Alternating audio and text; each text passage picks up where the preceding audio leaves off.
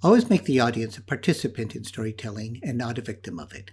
I'm Doug Leffler. Today we're going to be discussing storytelling.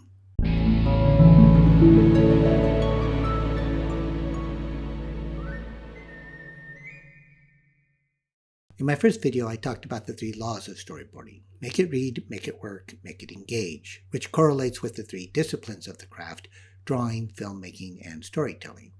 I'm of the opinion that the best way to know how to tell somebody else's story is to learn how to create your own. So you'll notice in these videos that I discuss story creation alongside script interpretation.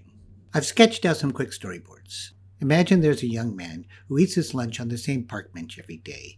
And although he might not admit it to himself, the primary reason he does this is because every day at between 12:30 and 12:35, this young woman walks her dog by.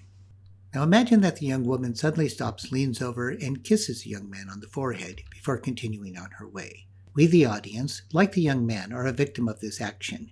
And you can be a victim of something pleasant, but if you can't anticipate it, you can't engage in it. To create engagement, we start by posing questions. Storytelling is all about posing compelling questions and providing unexpected answers. Whether we write with words or with pictures, if we present the audience a mystery, we invite them to guess its meaning. This can be a small mystery, like, what's my dog barking at outside the front door? Or it can be a large mystery, like, who killed Colonel Mustard in the library with a candlestick? Let's go back to the young man in the park. I will create a new story with these characters that aims to do 2 things. 1, play with your expectations, and 2, give you enough information to fill in the missing parts. This time he arrives a little bit late and is surprised to find that the young woman is already there, sitting on his park bench with her little dog at her feet. He smiles and moves forward.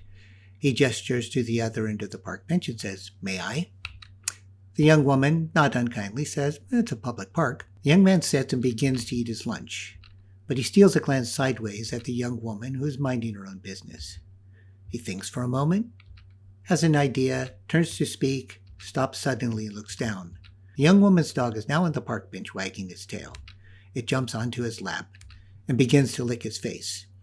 Now so far this is simple storytelling, but we can follow what the character is thinking and we're left wondering what he'll do next. So now let's imagine that the young woman becomes aware of what her dog is up to. "Oh, I'm sorry," she says, "he usually doesn't like strangers." But just at that moment she gets a call on her mobile phone. She looks at who the caller is and becomes concerned.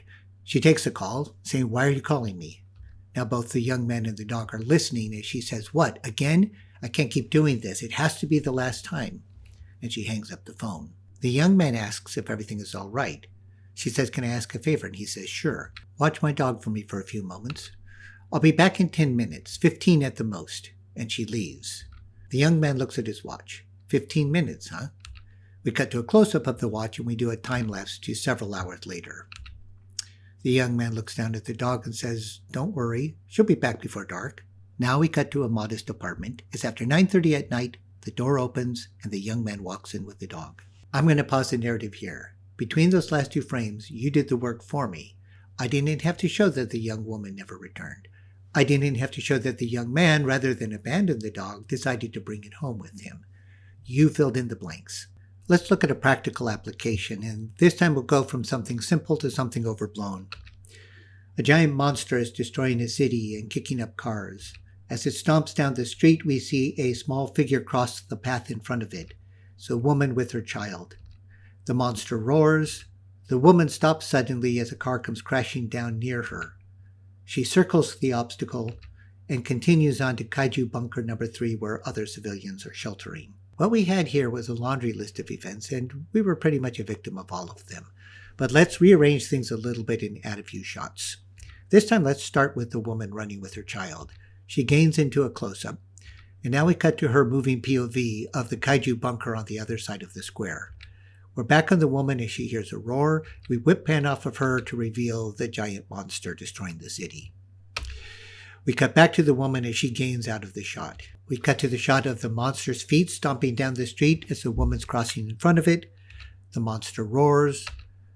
A shadow falls on the woman as she stops suddenly.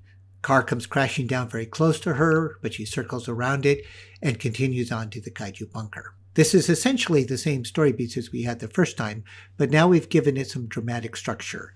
And we've given it the 3 elements of drama, which are objective, obstacle, and ticking clock. I hope this gives you a better idea of the difference between making the audience a participant in the storytelling or a victim of it. Rather than a sequence of events, present the story as a progression of questions and answers. Now, there's a lot more I can say on this subject. There's a whole hierarchy to story questions. Some are emotional, some are intellectual. And if you want to encourage me to make more of these videos, like, comment, and subscribe. Or if you just want me to finish the story of the missing woman and her dog. But before I go, I want to give you one more example of how to make the audience your accomplice. Let's look at 3 drawings of a different story in a different park. It's early morning and we see a jogger running towards a bridge in the near distance. In the foreground we see newspapers and one of them says, "Central Park Killer Strikes Again." Now we cut underneath the bridge and we see a sinister looking man in a hoodie wielding a knife as the jogger approaches. Now we're high and wide and we hear a loud scream that is suddenly cut short. So although I did those 3 drawings, you just killed the jogger.